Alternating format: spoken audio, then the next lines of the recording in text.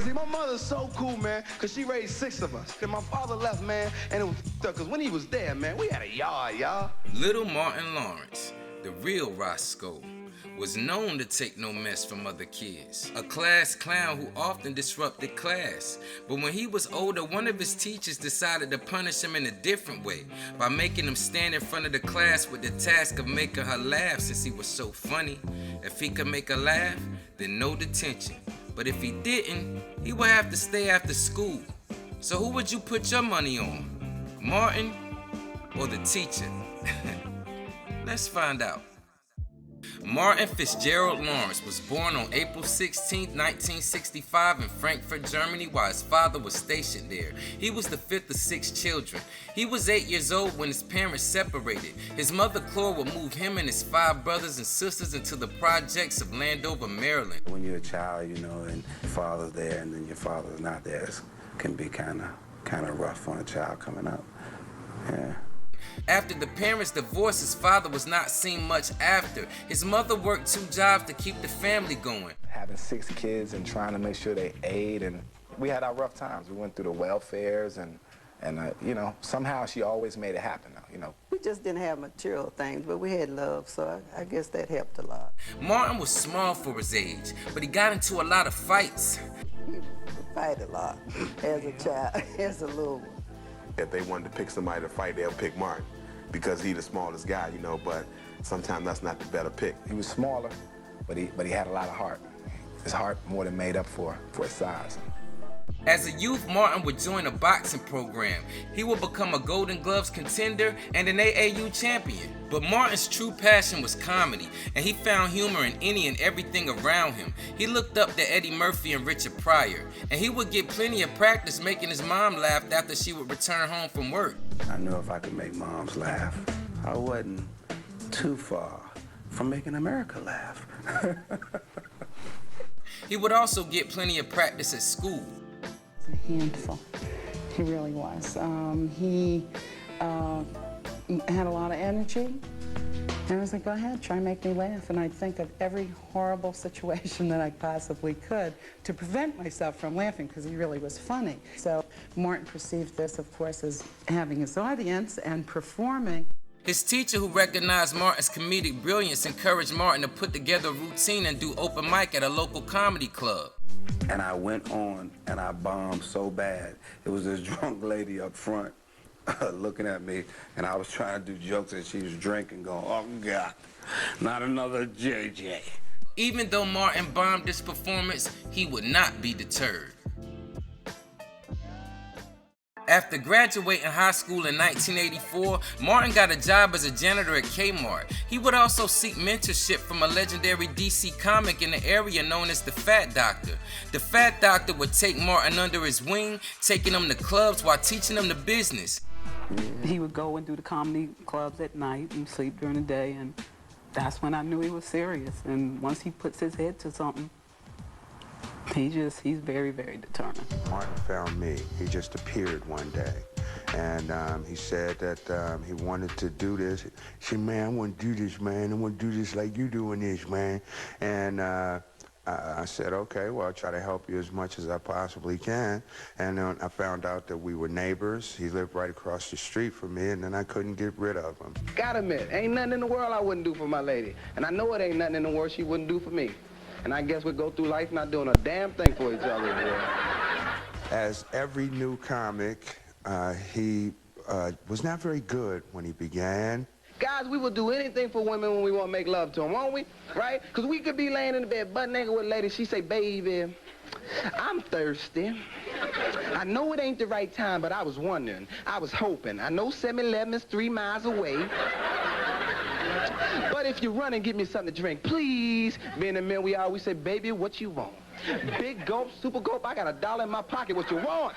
He had the fire and he had the desire to be the next Eddie Murphy. That's what he wanted to be, the next Eddie Murphy. One day, the Fat Doctor told Martin about Star Search auditions for comics that was coming to the Washington area. And this would change Martin's life and career forever. Actually, when I was going to the audition, I had to call Martin and say, come on with me, I can get you on. And he said, I'm not going, man. That's not for me. I'm not ready for it. I literally pulled him out of bed and took him with me. Martin Lawrence. And they picked him. And, you know, the rest is pretty much history. I like the way the conservative, macho businessmen meet women. You ever notice these guys go in a bar, they find out who they want, and they have a certain walk, and they get financial on women. It's like... Porsche, $72,000 a week. I'll be over here by the bar. Martin won the first round on his first appearance, but he would lose in the second round. He then flew back home and went back to work at Kmart. But not long after returning home, Martin got a call from a producer who wanted to fly him out to LA to audition for a role on a TV series. Before Martin went to LA, he would make a visit to his teacher and make her a promise. He promised if he was successful, then he would buy her a car. He said, I'm going out there. I just want to thank you for starting me out in the clubs. If it wasn't for you and handing me that business card and sending me to the clubs, I wouldn't have this life I have today, and I love this life. Martin actually landed the role, but in Hollywood, nothing is for certain. And unfortunately, the show got canceled. After the show was canceled, Martin, who had now moved to LA, struggled to get stage time at the local comedy clubs, and he soon ran out of money. He went to comedy stores and, you know, where they told him he couldn't make it and forget about it, try something else and the whole thing, but never listened to it. And he believed in himself, and he just constantly forged ahead. Thank you. I'm Martin Lawrence. How y'all doing? But when Martin was dumped by his talent agency, he hit an all-time low. Robin Harris, who Martin had befriended on the comedy circuit, wanted to help, so he hooked Martin up with his talent agent. Martin had tears in his eyes, and that was pretty much the day I decided to dig in for him. He had an extraordinary work ethic. He was just a sweet guy. Used to help pay his rent, used to help pay for his car, used to feed him. We went everywhere together. And, you know, I just had enormous belief in Martin. I've been with you for 4 years. You gonna leave me after 4 years? I love the mess out of you, girl. I should crack your forehead. You gonna leave me after 4 years? Man, I brought you a hat, a scarf, a t-shirt. I want all my stuff back. And the thing that further distinguished him from so many of the other comics was not just his passion, but also his ability to slip into characters.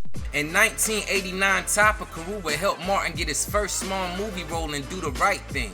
Martin was also coming into his own as a comedian. He was known for his impersonations, especially when he impersonated women. You can't even tell black women, honey, I'm going out. They say, oh, you getting ready to go out without me? Well, let me tell you something, Mr. Go Out Man. That's why you can't hit black women, man. You can't get to that head. Whoa. Don't you hit me, don't you? Martin was also a part of the hip-hop comic invasion, as hip-hop music was beginning to infiltrate America's mainstream culture. Martin embodied this movement. In 1990, Martin earned a half-hour comedy special for HBO. He would also team up with rappers Kid and Play to film the classic movie House Party. You know, he was a funny guy, but, you know, he was kind of an ornery, you know, cranky, cantankerous kind of guy. You know, he was a cantankerous young guy, you know what I mean? So Bilal is this cranky, cantankerous, put-upon guy. It was a lot of Martin. And, you know, he was getting called Dragon Breath and stuff like that, which he didn't like, but he didn't, you know, we tried to explain to him, hey, his love, Dragon Breath is meant with love. But in 1992, while filming Boomerang, Martin would become good friends with Eddie Murphy, and Eddie would play a major part in catapulting Martin's career to the next level. Russell Simmons, who was considered by many to be the godfather of hip-hop, also recognized the growth of hip-hop comedy and inked the deal for a special on HBO. Became a huge underground phenomenon, and all it was waiting for was exposure. Martin was in the running for the job, and with Eddie Murphy's stamp of approval, the deal was sealed. And Eddie said, absolutely, that's the right guy. And that was, if I had any questions in my mind at that time, that was the final straw. The show, given the name Def Comedy Jam, would be a huge success, as well as a fan favorite, making Martin a hot commodity. A lot of us, me, Bernie, DL, Sid, Jamie Foxx, Chris Tucker. We were all stand-ups before Def Jam and had cool club careers. But none of us blew up into that television mode until Martin Lawrence said, ladies and gentlemen, from Cleveland, Ohio, Steve Harvey. And he did that for several thousand people. And for that, they owe Martin Lawrence. Martin and his agent Topper seized on the opportunity as they were shopping around a sitcom based on Martin playing different characters. But most networks weren't interested. They didn't want a character comedy. Nobody wanted that. We decided we would fight for that because we felt that that's what the audience wanted. HBO agreed to shoot the pilot, which allowed them to showcase the show's brilliance. And then the struggling Fox network greenlighted the series. And as for the Martin show, well, I'm sure y'all know how that turned out.